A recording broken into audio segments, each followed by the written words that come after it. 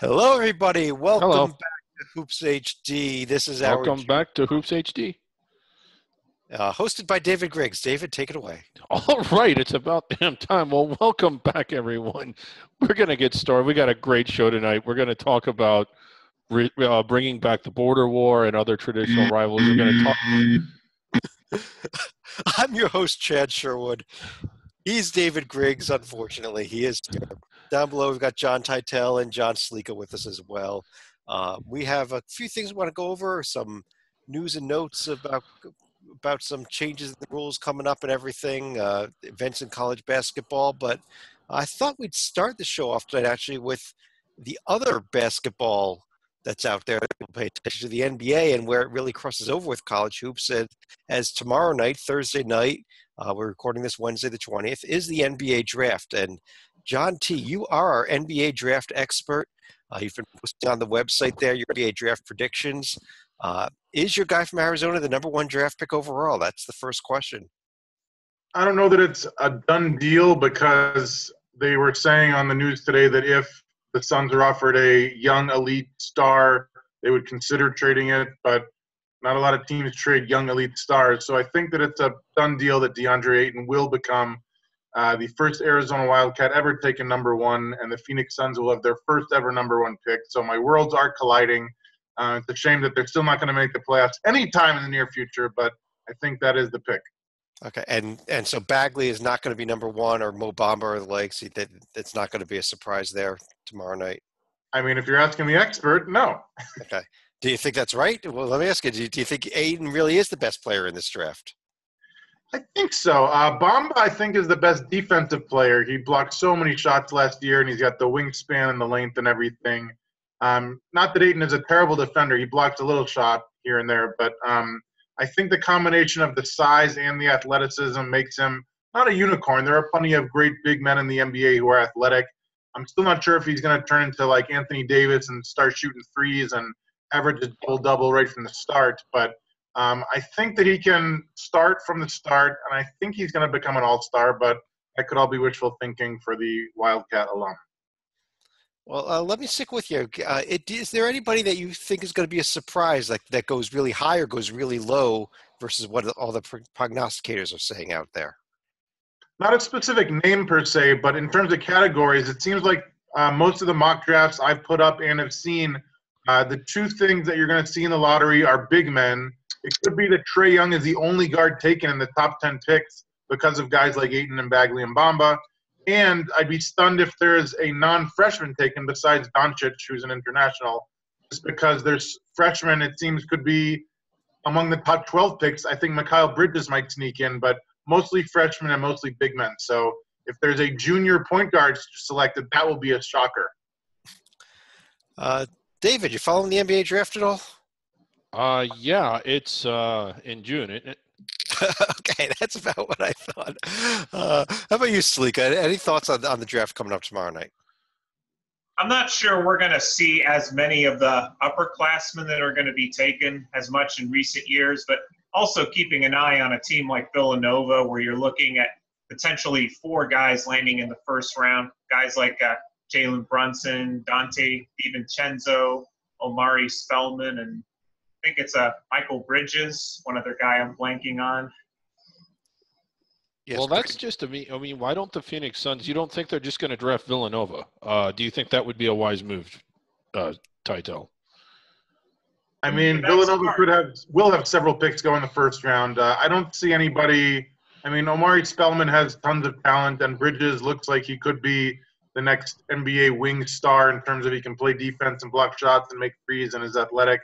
But I think that size is something you can't teach, as they say, and Ayton has the size, and he's still kind of raw. Like, it's not like he was a 7-footer in the second grade and was being groomed on the AAU circuit. Like, I don't even think he picked up a basketball in Jamaica until about 7 years ago or something. So I really think the upside, which is the phrase that pays this time of year, like, he really has a ton of upside because we've only maybe scratched the surface with him. Well, speaking about Villanova, though, you think Villanova is going to have more picks than Kentucky in the first round?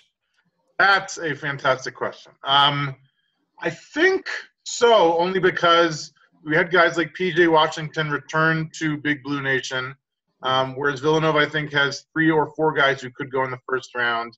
And some of the Kentucky guys like Jared Vanderbilt, like he didn't really get too much playing time in Lexington, so I think he might be too much of a risk in the first round, even though he's got great size and was a great recruit. So, yeah, I will go with Villanova. I'll take Villanova over Kentucky to push, but I don't think Kentucky will have more taken than Villanova in the first round. Let me throw one other question out there. We talked a lot during the season about Michael Porter and his being out and then coming back at the very end of the season for Missouri, and now I hear talks about injuries and does he have the heart? What do you think that there's a problem with Michael Porter? You think teams are scared of him? I'm sure some are, but I think that Exhibit A in the Michael Porter sweepstakes is Joel Embiid of all people. In terms of, I was very hesitant on him because he had so many injuries both in college and in the NBA. He's wildly exceeded my expectations. And I think that any team who, with good reason, would not want to take a risk that high in the lottery, a top 5 pick, I've heard Porter might be, can look at Embiid and say, wow, like they had to wait, the Sixers did, until he got healthy. Now that he's healthy, he's a top 5 pick. All right, so he's not going to fall all the way down to my Sixers at 10, though, is he? Negative. But, I mean, if he breaks his leg tonight on the walk, I'll walk home. But I think that he's top 5 talent. Okay. On that note, David, let me turn to you. There's another thing we wanted to hit on, and that was a very recent rule change in college basketball related to transfers. You want to tell us a little bit about it for those that aren't familiar with what the transfer rules were in college hoops and what they're going to be going forward? Right. Well, and it's still in flux. I really think this is the first wave. The old traditional rule was a player is at a school. If a player would like to transfer, they need to notify their school, and then wherever it is they would like to transfer to, that place, in order to talk to that player, needed to get what was called permission to contact, and they needed to get that permission from the school they were currently at. So it gave the current school or program a lot of control and power. Permission to contact as of October, and I don't know why it's going into effect in October and not August, but whatever, is going away. The only requirement now that a player needs to do is that he needs to notify his school, and then he needs to put his name on a transfer database that the NCAA is collecting. And then not just individual schools, but any of the 351 Division I schools are able to talk to that player. Another new rule, a school cannot cut, or a school cannot not renew a player's scholarship. So they can't cancel a scholarship because a player tells them they want to transfer. Under the old rules, they could. There were schools that had policies, a lot that I've been around actually, that if you notified the school that you wanted to transfer, they simply wouldn't renew your contract. They would release you, they would give you the permission to contact, but they would not renew your scholarship. Now the new rule is they have to keep your scholarship in place until a player is able to go somewhere else. So those are the – yes. David, I guess I'm not that certain what you're just saying here about having to keep your scholarship in place.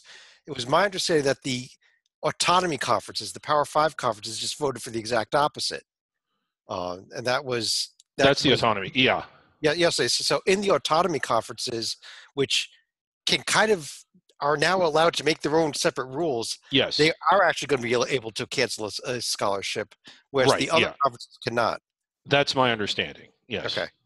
But I believe conferences like the Big Ten and Pac-12, they do honor the 4-year scholarship, so they're probably not going to be running players off like you're suggesting for other places. Well, John, actually, Salika, that's where the rule this was just yesterday, in fact, the autonomy conferences, which are the 5 Power 5 conferences, and voted. The non-under the radar conferences. The non-under the radar conferences basically voted to say that they were not allowed to cancel scholarships unless you fit into one of very specific categories of reasons why you could cancel the scholarship early.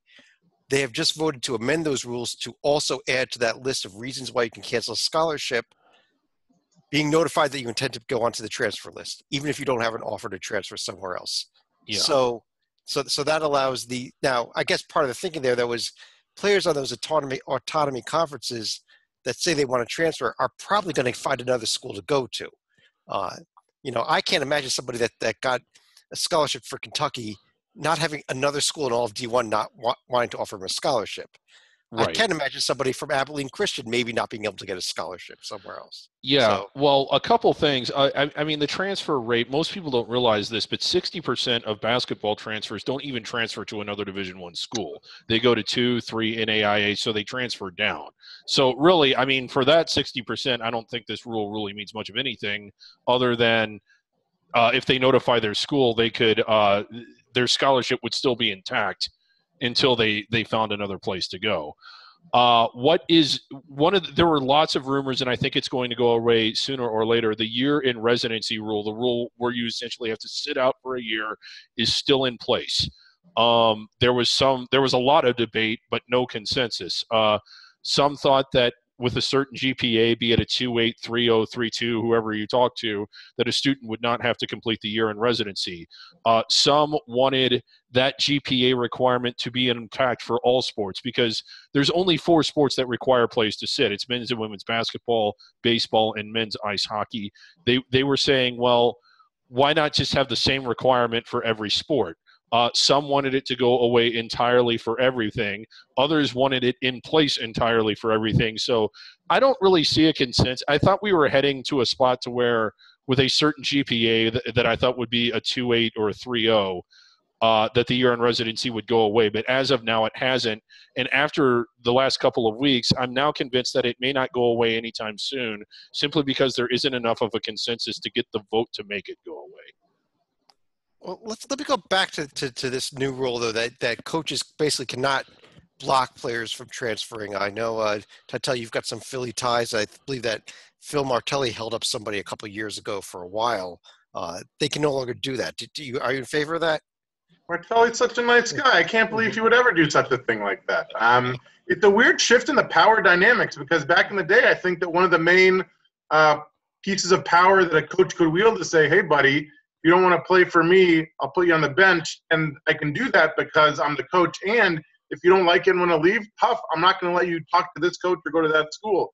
Now I think the player can say, hey, I'd like a little more playing time. And if you're not going to do it, I'm not going to sit on the bench. I'm out of here. And I can have any coach in the country contact me tomorrow. But isn't that? Do you think that's a good thing, though? I mean, especially because you got kids who say, "Well, I went to this school to play for this coach, and a year after there, he went and left, and he took another job, and he was allowed to talk to every school. Why can't I talk to every school and take another scholarship somewhere?" I like the idea. I don't know how it's going to work in practice. I am very nervous because as much as I don't think the players should be indentured servants where the coaches are making millions and the kid can't even afford a candy bar because they can't get paid and can't have a job and blah, blah, blah. Like, I'm a little hesitant to give them what could be a lot of power because it seems like you see in the NBA, LeBron's like, oh, maybe I'm not going to sign an extension. I'll see you. Or Kawhi Leonard might go somewhere else. I wonder if this will be a trickle-down thing where college players are getting more power and start just going wherever the heck they want. Chad, I should say one more thing. Titel brought up a good point. Tampering is now, and this is another sort of big change, tampering is now a level 2 violation, whereas before it was almost a level nothing violation. So, but again, with not needing permission to contact, is there really even any need to tamper anymore? So, well, let me go back to David. You also threw out there the idea of should we get rid of the year, what they call the year in residency rule, the 1 year off. And Stalika, what are your thoughts on that? Do you think that we should just say, okay, you can transfer wherever you want, you can play the next year, and you can talk to anybody. Let's just basically make it free agency out here for every year you're in college. Well, I think we're gradually phasing it in with graduate transfers where you're allowed to transfer a year without penalty. But I think there's also been a movement recently where if your grades are high enough in high school, you should be able to transfer, let's say, without penalty, because the whole point that the NCAA is saying is behind this is trying to get people acclimated to academics. So if you're averaging, let's say, a 3.0, you should be able to transfer without sitting out a year if need be. But at the same time, if you're playing in a lower D1 league where maybe you're averaging a 2.0, isn't this some kind of discrimination where you're making them sit out a full year, or Yeah. Kind of, but then that's the year to increase the grades too. You would think if you are averaging a 2.0.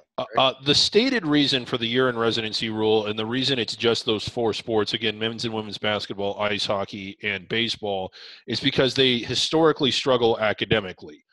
Okay, fine. I mean, I can get with that. But if that is your stated reason, then it seems to make logical sense to not make someone that is in good academic standing sit out a year, if that's the stated reason. I think, stated reason or not, I think we all know that that's not the only reason, but that's the one that they're giving us. So there's that. But then if that's also the stated reason, why should a softball player or a women's soccer player with a 2.0 not have to sit out? I don't think that applies to baseball, though, but I don't think football was mentioned among the sports. Yeah, I'm sorry. Yeah, I said it's football. Thank you, John. Yeah. Not baseball. Not baseball. I'm watching baseball right now, so it's on my mind.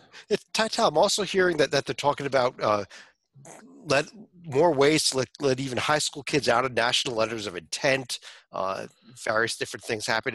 Are we reaching just free agency and see a kid play in 4 schools in 4 years? Don't even say it. That makes me sick to my stomach, because that's one of the reasons you mentioned we let off with DeAndre Ayton. The reason I was a little sour on him before he even got to Tucson is that I think he was one of those 3 high schools in 4 years kind of kid, and it just screamed to me like problem child. Obviously, we've overcome all the problems, at least on the court. But the other thing I wanted to mention, a couple of the guys have talked about the academic issue. I understand that you will need to have something, or I don't know if you need to, but you should have something in place, because if the kid has a bad first semester and doesn't like the coach or playing time, what's his incentive to go to class if he can transfer with a 0.0 GPA? But if we make them do a 3.0 GPA, hypothetically, don't you guys fear that might create an incentive for them to take easy classes? Because why should I challenge myself with organic chemistry if that's one of my interests, when if I get a 2.9 instead of a 3.0, then I'm stuck? So instead, I'll take underwater basket weaving so I can make sure to have my 3.0 so I can get the heck off campus. That's what they're doing my now. major. I mean, Yeah. I've read underwater basket weaving. What's going on here? Yeah. David. Well, I have a question. Maybe we can continue the discussion, but when you look at other sports that don't have the year in residency rule, and even some that do, but women's soccer, no year in residency, men's soccer, no year in residency, baseball, as we have just determined, no year in residency, all have much lower transfer rates than men's basketball. And the reality with men's basketball is, because of the nature of the sport, because of the pressure, the most common reason players transfer, and it's not even close, I'd say 2/3 of the players that are transferring because they're being run off by coaches who want to offer that roster spot to someone else. In football, you don't see it quite as much, because one player, no matter how good they are, probably isn't going to make as much of an impact as 1 or 2 players in basketball could. My theory, some of you may disagree with that, but that's just my theory. So is it really the year in is it going to make it any worse than it already is if the main reason kids are leaving isn't necessarily because they want to, but because they're being forced to? Well, baseball is a different animal, because you probably have heard the rule where you can be drafted in high school, or if you decide to go to college, you have to wait at least 3 years before you can be drafted by a Major League Baseball team anyhow. So transferring is not for that reason. You're not going to see it as much in college baseball as you would basketball or football or ice hockey. Right. And I'm not saying – I know that kids transfer because they look for a better deal, but the vast majority transfer because they're forced off the team. Well, I'll tell you what, do you have any further comments on that, Titel? I mean, if somebody gets kicked off the team, I think that they should be encouraged to go elsewhere to try to find a happy place for them, either academically and or athletically. But I don't want them to be able to do so with a 0.0 GPA. I don't know if that's having my cake and eating it too, but. Well, they can't. You need to at least be eligible. Well, that's true. I mean, they couldn't have played with 0.0 GPA anyhow. You're probably right. Depending on who the teachers are in North Carolina. But anyhow, let's go on to one other topic we want to hit here tonight, and this is, gets into the actual season here, which is still, how many days away are we, David? I don't know, but we're less than 2 weeks away from the Athletic New Year. Happy New Year, everyone. Happy New Year. July 1st. It's the new athletic year. You are correct. It's the new athletic year. This is our last show of the year. Yes, this is our last year. But we are just double-checking our countdown here. And we are 138 days away from the start of the next college basketball season. There we go. A little delay there. But one of the things that's coming into play this year and the next year, we're seeing a lot of changes in the way of scheduling, but not non-conference scheduling, in-conference scheduling. And the two main things that we're seeing, and number one is especially among the power conferences, the 20-game conference schedule. And I think you take an example of a team like Iowa, which is, I think, a real good example here. The Big Ten is moving to a 20-game conference schedule. If a team like Iowa plays 20 games in the Big Ten, has to play a Gavitt game, has to play an ACC Big Ten game, has to play a game against Iowa State, plays 4 games in an exempt tournament, that's 27 games out of 31 maximum they could play in a season. They're going to want 3 or 4 home games, probably 4 home games against basically bye games in order to get the ticket sales. There's no room left in their schedule to try to schedule one more big-time opponent. Is it now too much, and we're just killing it here with too many conference games and not enough chances for a couple of good non-conference matchups? David, you're big on schedule. Let me start with you on this. Yeah, in a word, yes. Selfishly, I like a lot of the out-of-conference matchups. I know that a lot of it is just complete blah. You get an abundance of bye games, and anything that could be done to cut down on that, I'd be in favor of. But you also get a lot of intriguing matchups that you normally wouldn't see, intersectional matchups, interconference matchups. And the idea, and again, it's if you're an under-the-radar guy like we are, it's a chance for those teams to try and get some games against some power conference teams. And going from 16 to 18 and now 18 to 20 cuts down on those opportunities. So as a fan, I don't like it as much. But as just as a strategy, the Big Ten is now essentially taking potentially 24 wins away by making everybody play 2 more conference games. And is this going to hurt their power rankings when they can't amass as many wins out of conference, and then once they get in the conference, they're not going to get that 8 or RPI push that they're typically used to? I just think it's a bad deal all the way around. I really hope it doesn't work. We've seen some under-the-radar conferences do it. We saw the Metro Atlantic do it. The SoCon did it for a while. Did the Ohio Valley do a 20-game schedule 1 or 2 years? I don't remember, but it never worked. And everybody that's ever done it has gotten away from it because it hasn't worked. I don't think it's going to work here. I hope it doesn't. And really, if anything, is it a chance for some other leagues that aren't playing these bloated schedules to kind of steal some bids? One of the other side effects that Chad mentioned with Iowa now going to the 20-game conference schedule, they've eliminated the annual game against either Northern Iowa or Drake that's part of the Big Four in Iowa. Exactly. And Slika, that was exactly where I was going with this, is that there is that quality, Missouri Valley, generally quality mid-major opponent going up against the power conference team on a neutral court. That opportunity is now gone for Northern Iowa and Drake every other year because of this new 20-game rule. And Titel, your Pac-12 is doing the same thing, going to 20 games. Do you think that this is a mistake for them? Even if I do, if all the teams and schools and presidents and ADs agree to it, I don't want to get in their way because they've been doing it a lot longer than I have. That being said, number one, when I was growing up, getting to see the out-of-conference rivalries with the old Runnin' Rebel teams, with Parkanian, with New Mexico, when they go to the pit and lose a lot, unfortunately, it was fun to see them, and we might never see those again because, like you said, if you have all the games scheduled and you only have 4 left to play with. Number 2, you mentioned Iowa. I'm looking at their schedule from last season. They played several non-conference games. You know how many top 100 teams they beat in non-conference play? How many? I'm assuming 0. Well, but you're not even going to have the chances now. I mean, that's what they're doing here. They're setting themselves up. It didn't work for them, so they need to get those tough Rutgers and Penn State teams to pump up the schedule. But you look at Arizona. You would think non-conference. Hey, let's get a couple of the other Arizona schools, our Grand Canyon Lopes, Northern Arizona. Even those rivalries, there may not be room for them in the schedules with these 2 extra games. Which is a shame because I want to see us beat up on the Lopes as much as I can, but I don't know if they're going to be able to squeeze them in. David, you had a comment on it? I think so, but it must have been addressed. But no, I mean, again, when you look at Ohio State, like, or any Big Ten team, when you're playing the 20 conference games, and like you said, like the ACC Big Ten Challenge, a Gavitt game, that you're already up to 22 fixture games. And if you're in an exempt tournament, that's 25 or 26 potentially.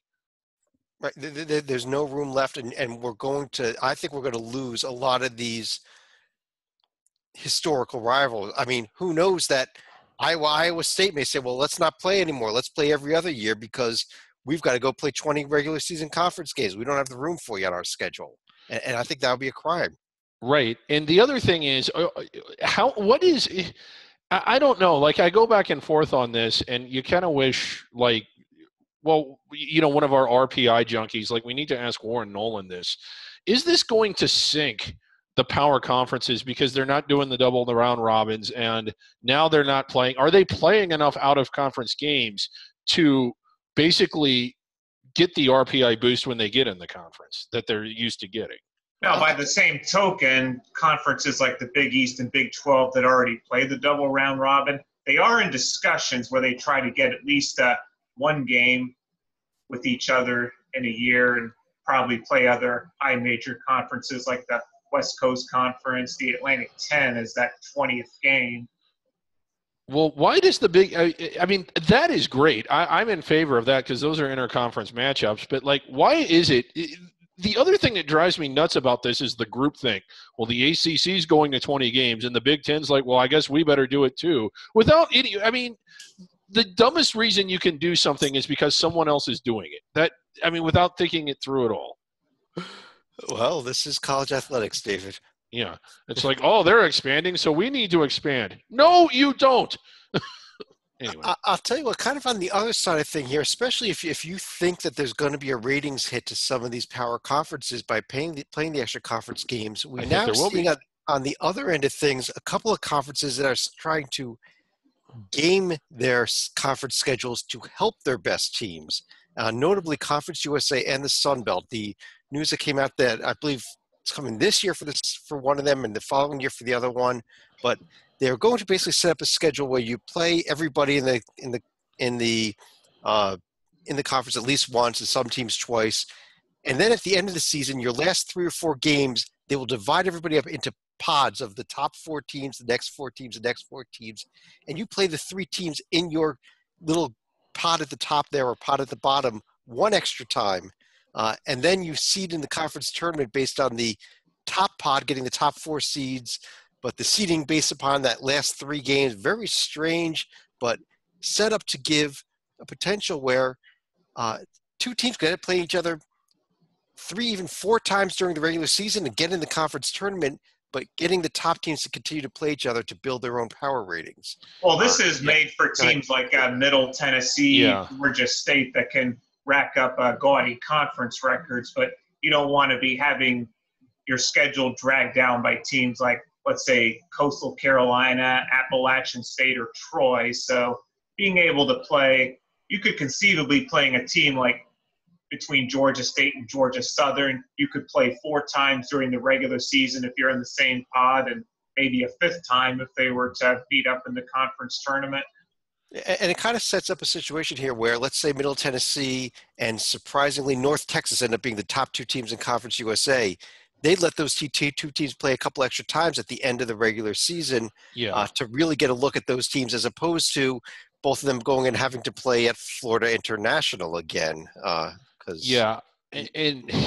And I'm not entirely exactly sure on the format. The way I understand it is you play everybody once. That's 13 games. There's 1 team you play twice, so your travel partner, and that gets it to 14. And then they're in groups of 5, which doesn't work because there's 14 teams, but they're in groups of 5 somehow.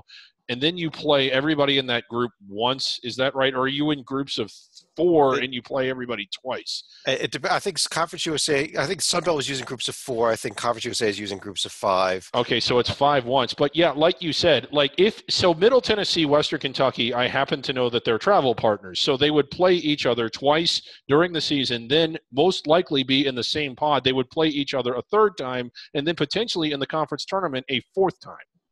Well, the Sun Belt, the way that works out, it's like 2 divisions where you have on one side Coastal and Appalachian State, and the Georgia and Alabama travel partners on that side. And the other side are going to be the Louisiana, Arkansas, and Texas schools that play each other twice, and then they play the cross-divisional teams once before they begin the pod system in late February. Yeah. Sunbelt's going to use actually to go back to divisions as part of this thing, but and then again, in terms of the conference tournament seeding, again the teams that are in that top 5 team pod will be the top 5 seeds in the conference tournament. But how they perform, including those extra few games at the end, will determine the final seeding. So you're not going to get penalized by I got in the top pod, but I went 0-4 against that pod, and now suddenly I'm the 10 seed in the tournament. Right. Still the 5 seed. Conceptually, I really like it. It makes a lot of sense because it does what it gets you games against the better teams and avoids games that can completely blow up your resume, like Southern Miss and was it UTEP? Who was it that beat Middle in the last game of the regular season after they beat Western Kentucky? I forget. I know Southern Miss beat them in the tournament, but it was somebody 2 years ago. It was UTEP that upset. It makes that less likely because if you blow through everybody once, you don't have to it basically makes it to where you get showcase games or as much of a showcase game as you can get in Conference USA and not be in a situation where the best thing you can do is avoid stubbing your toes against a bad team. So conceptually, I really like it. Well, Tytel, what are your thoughts on this? Especially, I mean, I really wouldn't apply in a conference that's small enough for a full double round robin like your Ivy League, but in these larger conferences, do you think this is the way to go with scheduling? First, don't get me started on the Ivy League. They're moving it away from the Palestra next March, and I couldn't be more angry. Secondly, for all you Big Sky fans who've clamored for decades, oh my God, I wish Idaho and Eastern Washington would play in late February instead of early January. Congratulations, you might get your wish. It's a neat concept. I like the idea that the games at the end of the season are going to be with the best teams playing against each other. That being said, if Idaho and Eastern Washington are top 3 seeds, I don't care if they play in January or February or March. Why do we need to artificially create this thing? Is it for TV? For money? Is it for RPI? I don't know. RPI. That is the stated reason. But David, it'll help determine who gets home court advantage for the conference tournaments. I hate you. I hate the Big Sky. I can't hate Conference USA. They gave us the curtain. It was fabulous. Well, let's also segue to the Sun Belt one more time because in 2019, they're going to have the same conference tournament set up as last year. But in 2020, I believe we're going to go down to 8 teams, and then they'll have like the first round and I think the quarterfinals on campus before they move to the Smoothie King Center for the semifinals and the championship. So next 2019 is going to be the last year at Lakefront Arena, if I'm not mistaken. I believe you are correct there, Stalika. I don't think the Sun Belt's changing anything for next year. This is all starting the year after with the Sun Belt. I guess on that note, we've covered though most of the topics we had for the night. Let me run through each of you for any final thoughts. And Stalika, since you're on my screen right now, let me start off with you. Well, we want to start off on a little bit of a somber note, so another in memoriam, as it were. So we look to C.M. Newton, who had coached at places like Kentucky, Alabama, and Vanderbilt during the 70s and 80s, but probably most memorable for coming back to Kentucky when they went on probation in the late 80s and early 90s, helped to get them back on track as their AD. So best wishes to his family. Absolutely. I have to echo that completely. And Tytel, let me turn to you, but I do want to give you a little bit of good news, Tytel.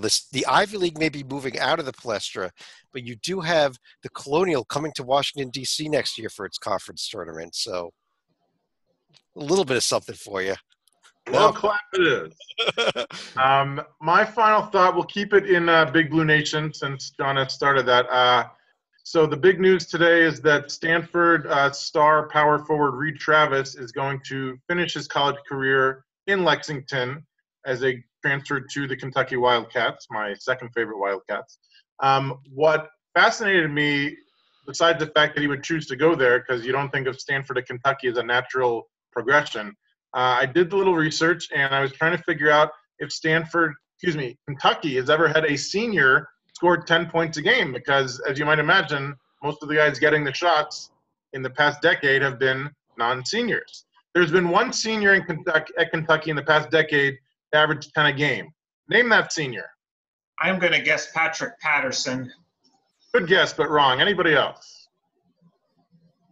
No idea. Hearing no answer, we go back to the 2016 season. Alex Poythress averaged a little over 10 a game for the Wildcats. I predict that Reed Travis will get that tradition going again by scoring double figures this season. I believe he only came back because he'd been injured his junior year, correct? He was definitely – I don't know if he missed the whole year, but he definitely missed a big chunk of it.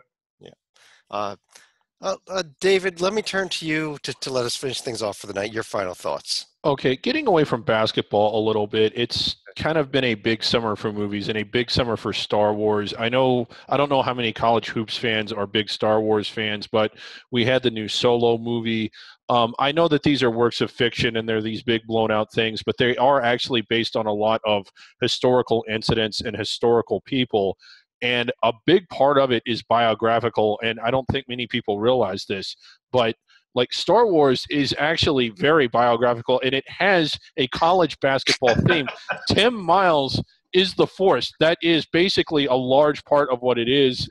No, and David, no. Yeah, I mean, Tim Miles is not the Force. No, that's what it's based on. That's.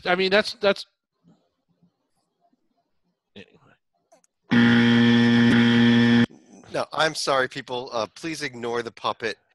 We are going to be removing him. In fact, David, just get out of here. On that note, on behalf of John Salika and John Titel, David Griggs is gone. I'm Chad Sherwood. Thanks for joining us, everybody. We'll be back again next month, hopefully without the puppet and his whatever the heck he's talking about. Talk to you soon.